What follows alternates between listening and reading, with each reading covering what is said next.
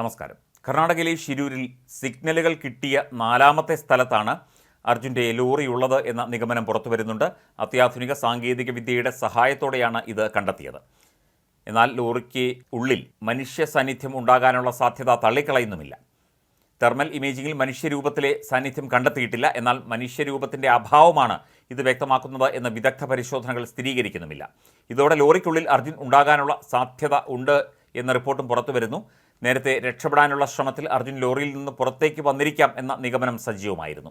ട്രക്കിൻ്റെ രൂപത്തിനും ഘടനയ്ക്കും ഏറ്റവും അടുത്തുള്ള ഇമേജ് പുഴയിൽ നിന്ന് ലഭിച്ചത് 4ാം സിഗ്നൽ ഉള്ളതുകൊണ്ടാണ് ഈ വസ്തു ഭൂമിയുടെയും പാറയുടെയും നിക്ഷേപത്തോടുകൂടി ചരിഞ്ഞ നിലയിലാണ്. ക്യാബിൻ മുകളിലേക്കാണ് നിൽക്കുന്നത്. ഇത് ഭാഗികമായി കേടുപാടുകൾ സംഭവിക്കാനുള്ള സാധ്യത ചൂണ്ടിക്കാട്ടുന്നു.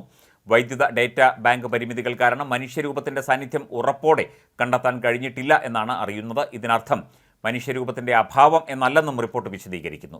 കണ്ടെത്തലുകൾ വ്യാഖ്യാനിക്കുന്നതിനും സ്ഥിരീകരിക്കുന്നതിനും ഉപയോഗിക്കുന്ന ഡേറ്റ പാറ്റേണുകൾ അടക്കമാണ് കൈമാറിയിരിക്കുന്നത്.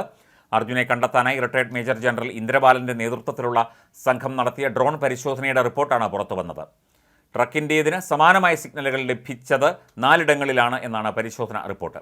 കരയിൽ നിന്ന് 165, 65, 132, 110 മീറ്ററുകൾ മാറി 4 കോൺടാക്റ്റ് പോയിന്റുകളാണ് സംഘം കണ്ടെത്തിയത്. CP 1 മുതൽ 4 വരെ രേഖപ്പെടുത്തിയിരിക്കുന്ന പോയിന്റുകളിൽ കരയിൽ നിന്ന് 132 മീറ്റർ ദൂരത്തിൽ CP 4 പോയിന്റിലാണ് ലോറിയോട് ഏറ്റവും അടുത്ത സാമ്യമുള്ള കോൺടാക്റ്റ് പോയിന്റ് എന്നാണ് പരിശോധനാ റിപ്പോർട്ട്. ഇതിൻ്റെ ചിത്രവും പുറത്തുവന്നു.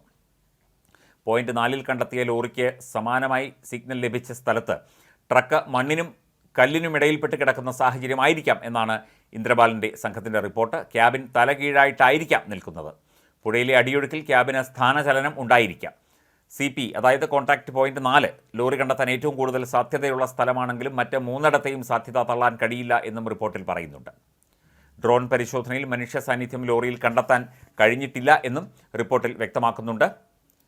ഡ്രോൺ പരിശോധനയിൽ ലോറി കണ്ടെത്താൻ കൂടുതൽ സാധ്യതയുണ്ടെന്ന് വ്യക്തമായ സ്ഥലം കേന്ദ്രീകരിച്ചാണ് പരിശോധന എന്ന് ജില്ലാ കളക്ടർ K. ലക്ഷ്മിപ്രിയ പറഞ്ഞിരുന്നു. പുഴയിൽ ഇറങ്ങാൻ ടഗ് ബോട്ടുകളുടെ സഹായം തേടും.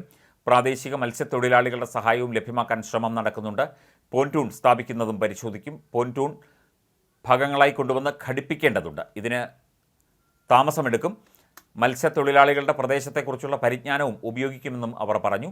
ഷിരൂരിൽ മണ്ണിടിച്ചിലിൽ കാണാതായ അർജുനായുള്ള തിരച്ചിൽ അന്തിമഘട്ടത്തിലാണ്.